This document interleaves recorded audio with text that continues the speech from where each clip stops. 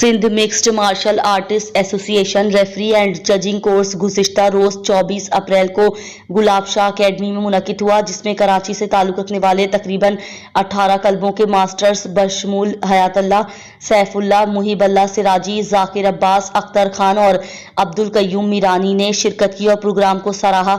मेज़बानी के फ़राइज़ SMMA के सीनियर वाइस प्रेसिडेंट गुलाब शाह ने अंजाम देते हुए शुरा में टी शर्ट्स तकसीम की।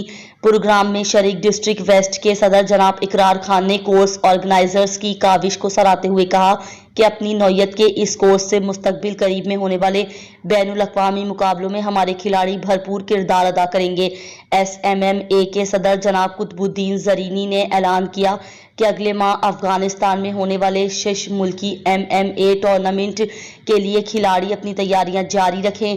साथ ही उन्होंने ऐलान किया कि नेशनल फाइटिंग टूर्नामेंट में शिरकत के लिए ट्रायल्स भी मई में होंगे। तारीखों का ऐलान बाद में किया जाएगा।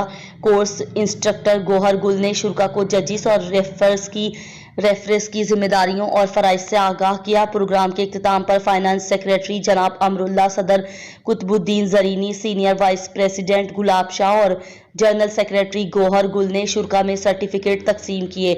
सिंध MMA के मीडिया एंड प्रेस सेक्रेटरी जनाब सनाउल्लाह काकड़ का कहना था कि ऐसे कोर्सेज से खिलाड़ियों में MMA का शऊर मजीद बेदार होगा।